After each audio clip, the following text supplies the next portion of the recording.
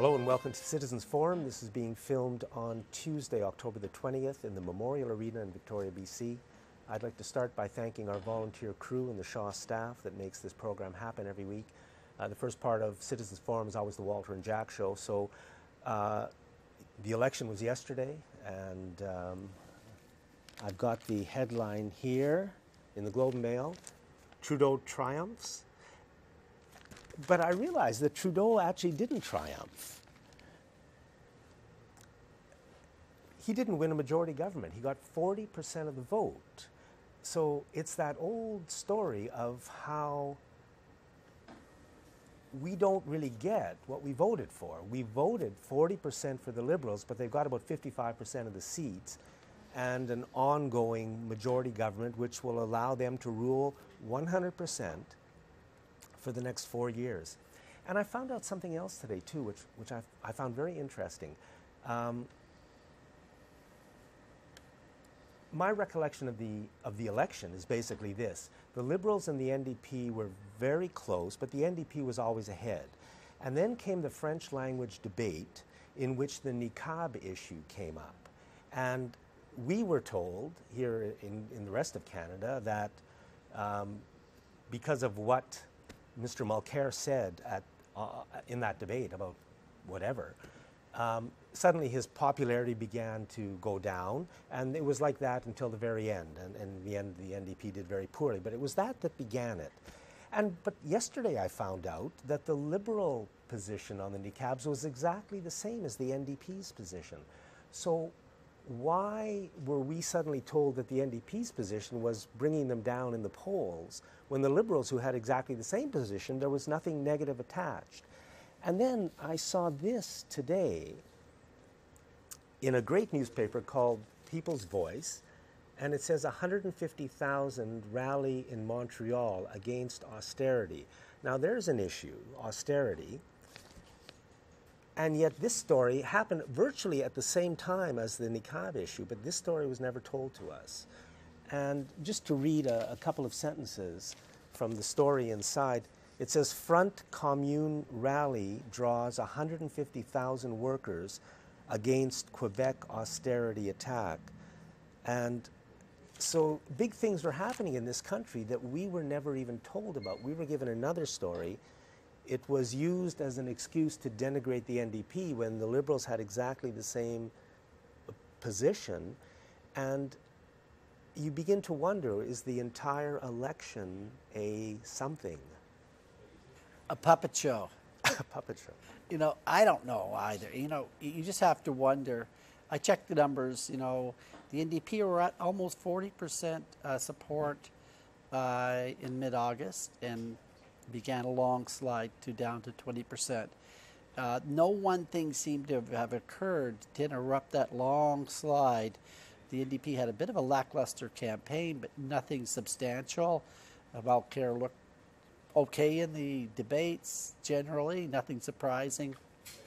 And my view is that that high rating at 40% was not true. I think that was invented by the pollsters. However they managed to invent this stuff. And I think they were using that as a tool to manipulate voters.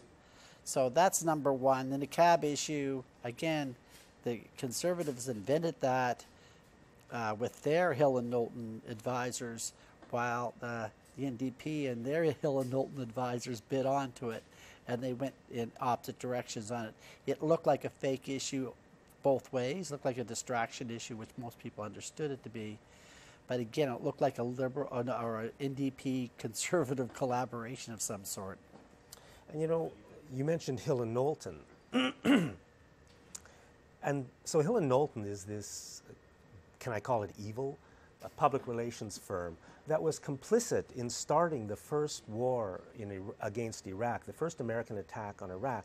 The American people did not want to attack Iraq in 1990 or 91, so Hill and Knowlton was hired to make the war happen, and they did. They created a story about Iraqi soldiers coming into a hospital in Kuwait and basically taking babies out of their incubators, leaving them on the floor to die, and that so inflamed opinion, but it was all a lie.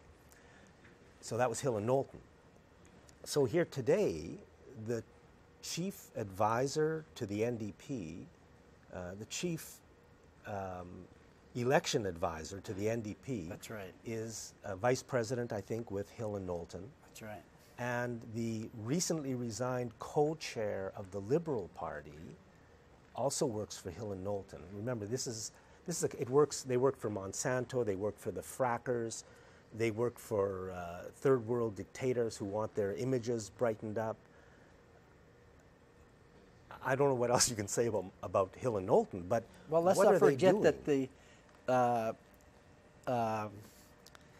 the Conservative Party, Harper's party, his chief communications officer resigned early in the spring to go to Hill and Knowlton. Right. So Hill and Knowlton's all over this thing. You know, they're all over all three parties. And God again, knows how much. We really don't know how much. So what does it mean? I mean, I really want to hope that, you know, the election that just happened and the election of this young man to be our prime minister, with all the promises that were made, I mean, I really hope at least some of that is going to happen, but I don't have much faith. I fear the other side may be more correct, which is that the entire thing is, as you called it, a puppet show, and the corporations control all the levers. They do own all the media. They control all the political parties, I think. I'm sure you think. Yeah. And the next 4 years are, I mean, these guys work for corporate Canada, just like Mr. Harper did. Well, there's a hell of a lot of influence. You know, do they control it 100%? Well, I don't know how to measure that, but if you look at the power that these PR firms have, you know, it's not just lobbyists in Ottawa going in and asking for favors. We're talking about, you know, thousands of people involved in shaping policy, writing laws, you know, going in and pretty well plunking the paper down in front of the politician and saying, there's your legislation, you know, and like Bill C-51 and all that stuff, I doubt was ever written by anybody that we know of. You know, these things are all done in the back rooms. It is a very dark thing, a very dark thing about politics, and particularly in Canada, where we're hoping for something better. These forces are upon us, and Harper was the prime example of that because he was the forefront. They really had their man in place, and he changed Canadian society in the years that he was there. We have a lot of work to undo, a lot of really gruesome laws and a lot of bad things, and really divided our society. You know, just some bad things happen, but that's obvious. But underneath, there's another whole thing going on all the time, and we just simply have allowed this to go on for too long. I really think we have to be more vigilant and to try to root out these sort of influences and not allow it to happen.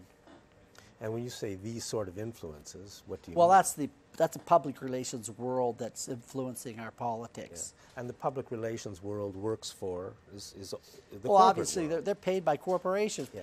paid for by corporations.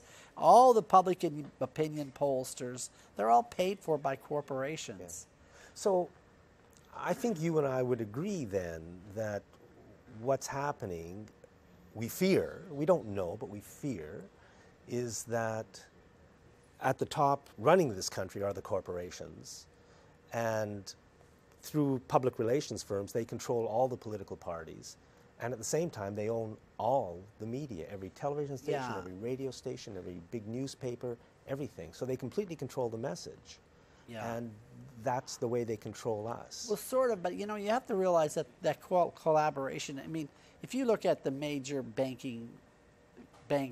in Canada and the power that they have for allowing interest rates to fluctuate, controlling the money supply, how quickly they could put a grip on the Canadian economy. And any politician all politicians know that. It's out of their control.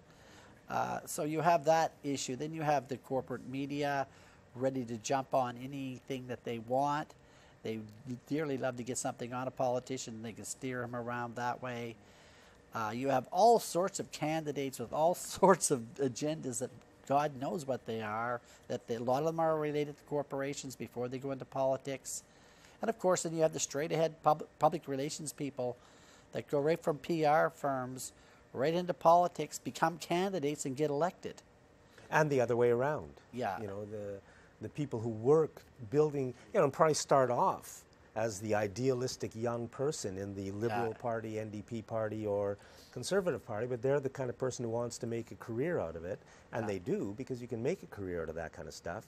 And then you go to work for a Hill and Knowlton or somebody else, and you have all the contacts, and all these people kind of want what you've already got, which is whatever it is. And somehow we've got to, we the public, the people of the country, have got to completely regain control of our political parties. We've got to have public oversight, because this, I mean, the corruption and you know, it happens within political parties for sure. We all know it. And if there's no public oversight, and there isn't, then imagine how just a corrupt mess those things can become. Well, you know, should you list the dozens and dozens of transgressions over the last 10 years from the Harper regime?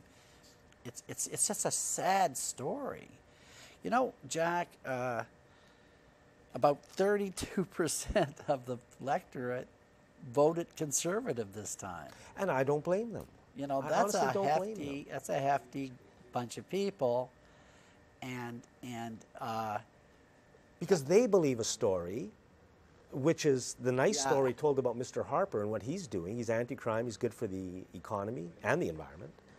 And, you know, for me, most of my life, I believe the NDP story, which is that they're there to take care of... the facts have been established pretty clearly with the corruption around the Senate. You know, the way this trade deal has been negotiated and finalized recently in secret. Internationally, you read about these trade deals, people are really up in arms. I mean, the facts are pretty established. That's a pretty corrupt organization, the Conservative Party.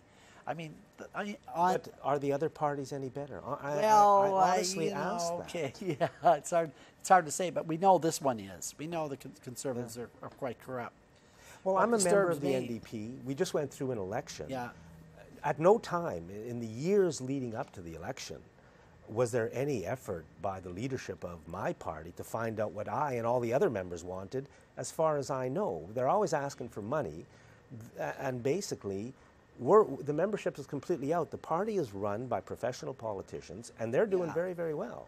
What I think but the Canadian it's not society democratic. has been segmented more, let's say, the radical right wing, let's call them, because that's how I view them, which are have a lot of fascist tendencies, have been endorsed here by over 30% of the population, and amongst all this media coverage of how corrupt they are. So I think we've been sort of Americanized our politics more in the last 10 years. I have a different point of view. The media presents Mr. Harper, for example, as tough on crime. And if you believe the story, and I don't believe the story, but if you do believe the story, and you live in places where you're worried about crime, then you support Mr. Harper. You're also told that he's good for the economy and he never has any deficits.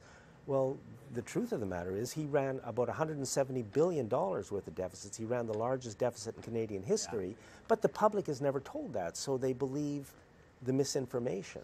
Yeah, I mean, there's a lot of things happen. I think you call them our intelligentsia, excuse me, have abandoned us. There's no real criticism going on in a high level that's accessible. Maybe you and I might go online and know places to go to find information, but there is a problem with information. And I guess that's the media. The papers have a lot of power. Failure, the absolute failure of the corporate media in this country to tell the people of Canada honestly what's going on. And of course, it's not a failure. It's actually a great success. It's their greatest success, because that's why the corporate media exists. And we have to face up to this issue that our greatest enemy, really, in daily life is the corporate-owned media, which controls everything and will destroy this country and everything in it to amass wealth and power, which is all the corporations care about. Yeah. There's a serious, serious problem there. Now I'm gonna just change the subject slightly, but it's gonna be still on the same topic more or less. I looked at some statistics at Fair Vote Canada, and that's pretty easy to remember. Fair Vote Canada. Go there, take a look at some of the things they're talking about, and you can really see about how these majority governments are really dictatorships, because once they have the power, they don't have to have any approval from the rest of the parliament, which really is unfair. But what was stunning, and I didn't check the numbers like for quite a long time, but we had the Liberals who got 7% more vote than the Conservatives. 7%. More votes than the Conservatives. More votes. Okay. But they won 85 more seats than the Conservatives. Right. So we're looking at a first-past-the-post system here that really rewards large political parties and big winners. Yes. And basically what happens, if you look at how voting goes, if you're around the 28%, 30% mark, generally you'll get just about the same amount of seats, for 28 or 30% of the seats. But as those numbers grow, up to 35% and up to 37 or 38%, it's exponential how many more seats you get. It just explodes. Now, that's quite shocking, but if you could look back at the 2011 results, the Conservatives, it's a mirror image. The numbers are almost exactly the same, where they only had 6 or 7% more of the vote, and bang, they had a massive majority. So in that election, in the last election, the Conservatives got 6 million votes and the Greens got 600,000 votes, so 10 times as many. Yeah. But the Greens elected 1 MP and the Conservatives elected 166. Yeah. So it took 600,000 voters to elect 1 Green MP. It only took, I think, 35,000 voters to elect 1 Conservative. Yeah. And then, of course, the media comes in because they can manipulate that extra few percent one way or the other. Yeah. And it gives them tremendous power. If Canada had proportional representation, this entire election would have been different, because we would have known from the beginning that it would be a coalition government. And then maybe we could talk about the important issues instead of... Great things happen under minority governments, and almost everything we have for Social Security and unemployment insurance and all that all came when we had minority governments, and governments had to pass it.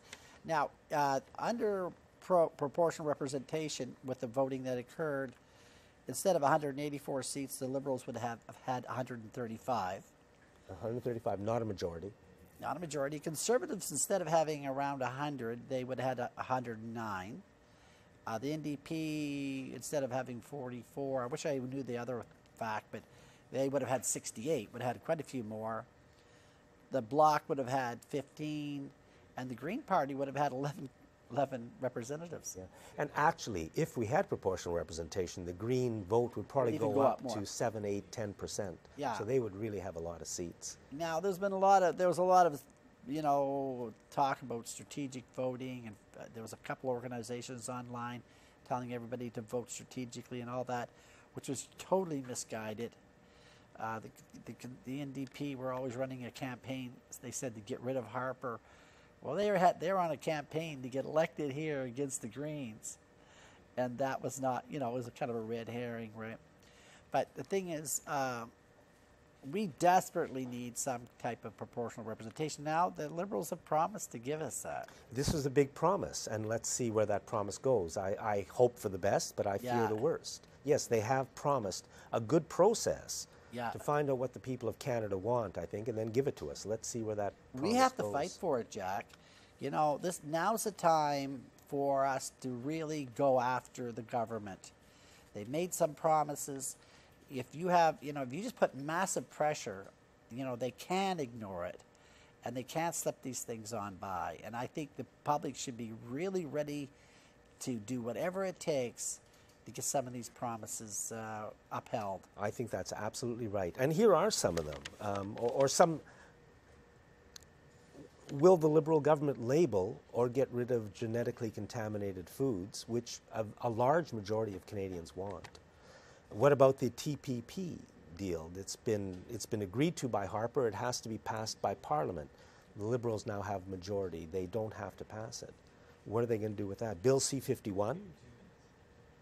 voting they said reform? they're going to go for some oversight committee to govern that better. The legalization of cannabis? How about taxing the corporations to build homes for the people that have been deliberately put out on the streets by the corporations who control our economy? Yeah, I think something very substantial has happened, though. I mean, the Trudeau victory is something to mark. I think it's important. I actually believe that Justin Trudeau is a sincere and honest person. But he's just in a den of darkness with all those people around him that have run this show for so long. So I don't know how he's going to withstand that, but we have to support him. And I think if he knows he has the public support, he's going to be able to do some things that are good. And he has to stop listening to those advisors all the time, because they'll just drag you right down, as the NDP now know. Walter, I really, really, really hope you're right. And if you are, then I say let's see what happens. I think we got a chance. And we have to also factor into it that, in fact, he's not the nice young man, but he's somebody who's very happy to work for the dark side in order to get ahead. That's a possible too. I don't sense that. I don't. If you looked at Justin Trudeau over the election campaign, right from the very start, you just could just say this is different. You know, whenever he spoke in a certain way, and it wasn't this scripted wooden gesture. Mulcair just looked like he was, I don't know, a good public speaker, yeah. But he really looked like he was acting, and of course Harper's, he looked like he was beamed in from another planet. Walter, I really, really, really hope you're right, and we're out of time. Thank you, Walter. Always a pleasure, Jack. And thank you for watching this segment of Citizens Forum.